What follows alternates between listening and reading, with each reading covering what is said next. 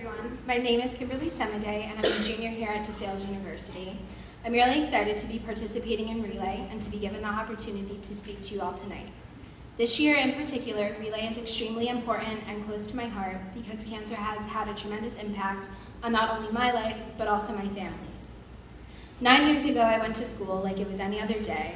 I sat in class and read Jones Girls and Dangerous Pie, and when the bell rang, I went home at the end of the day. When I walked from my house, from the bus stop, I found my mom sitting in our garage with tears running down her face. Now, if you knew my mom, you knew that there were very few things that could evoke this type of emotion from her, so immediately I knew something was wrong. Earlier that day, my mom was diagnosed with stage 2 breast cancer, but for her, cancer was only a setback, and it was a setback that she refused to let alter her life. Her chemotherapy treatments seemed to fly by, and aside from her beautifully bald head and constant need for ginger ale, it was many times almost impossible to tell that she had cancer. She was closely monitored by her doctors with weekly checkups, and in the months during and post-chemotherapy, she was finally told the 3 words that every cancer patient wants to hear: "You're in remission." My family was aware that there was always a chance that the cancer could come back, but my mom was optimistic that this was the last time she'd have to face such a terrible disease. On that day, my mom was handed a new lease on life, and she intended to use that gift to the fullest. She threw herself into her work full-time, continued to be a devoted mother and wife, and exuded a contagiously positive attitude every day. What I mean by that is my mom started to live life through a lens of bright colors. She would literally wake up every morning, put on a monochromatic outfit from shirt to shoe, and go about her day. The darkest piece of clothing she owned was cheetah print, and even then, she would embarrassingly overdo that. But that was who she was, and the people who got to be around her loved it. I loved it. Now, I've always been really close with my mom. When I was a toddler up until I finished high school, I would climb into her bed and we would watch I Love Lucy every Sunday morning for hours. We didn't just say I love you, we said I loved you to infinity and beyond, and everywhere she went, I went too. Her strength, energy, and courage was like a ray of sunshine that you wanted to be around, and although we still fought like any mother and daughter would, I was not immune to wanting to be around the small piece of magic she held within her. In November of 2011, I once again went to school like it was any other day, but before I could come home, my mom sent me a text that told me to prepare for a girls' day, that we could do anything or go anywhere I wanted. So when I got off the bus stop, she was waiting for me, and off we went. We ended up at Panera, ordered our food, and when we sat down, she looked at me and said, "You know, I've been really tired lately, so I went to see Dr. Austin to see what's been going wrong, and they took a bone marrow sample." And I stopped her right there. I knew what she was going to say, and I really didn't want to hear it, so I got up and left her sitting at the table.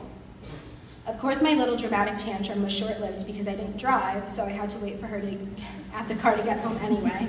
But when we were both sitting together again, she explained to me her prognosis and what would happen next. And I did my best to listen, but all I could hear was that she had a 15% chance of survival, she was going to be in the hospital for a while, and that it was leukemia. Because her new cancer was so aggressive and had progressed for such a long time without her oncologist's knowledge, it was crucial for her to begin treatment as soon as possible so she could have her best chance at life. 6 days later, she was on her way to Memorial Sloan Kettering Cancer Center in Manhattan, where she would stay for almost a year getting chemotherapy and eventually being moved to a rehabilitation center for patients that had received bone marrow transplants. During those months, I spent as much time as humanly possible as I could with my mother, not only because I feared that each time I saw her would be my last, but because for all that she had done with me in my 16 years of life, spending my weekends sleeping in hospital chairs or reading her stories at 3 o'clock in the morning was the very least I could do.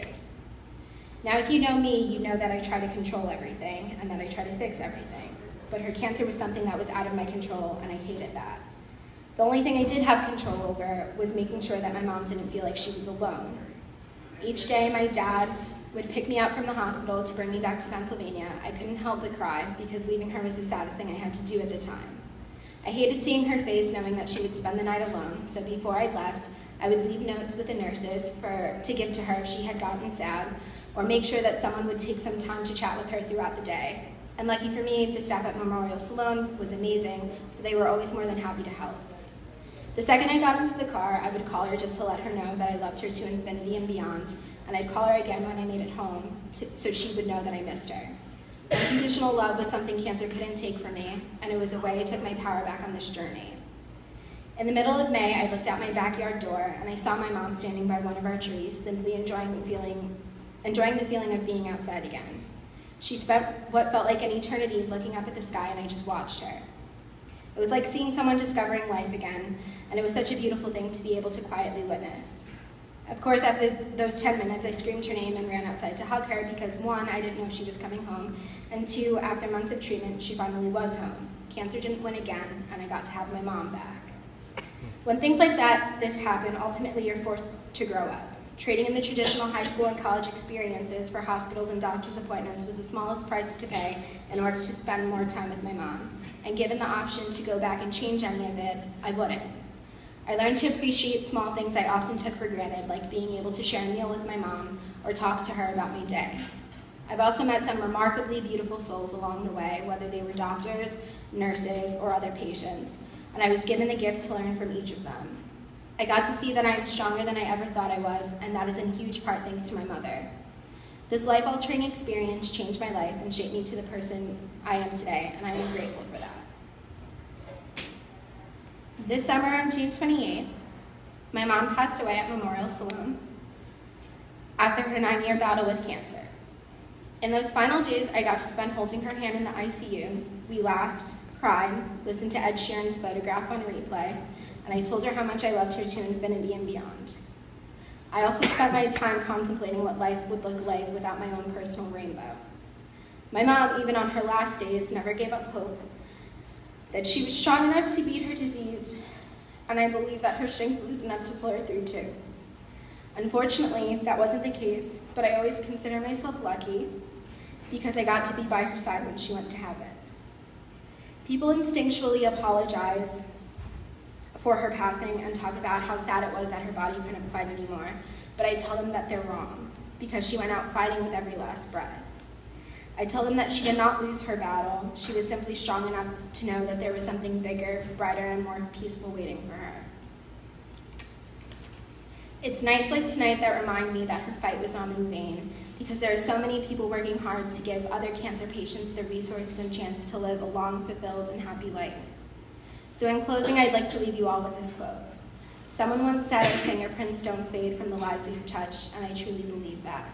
I believe the marks left on us by anyone who has ever battled and lost their life to cancer doesn't just disappear because their physical being has. Their memories and qualities stay with us forever in our hearts and through what we do. Tonight, the money everyone sitting in this room has raised and the dedication everyone has to fighting back against cancer just means that we've got to leave our mark too. Thank you.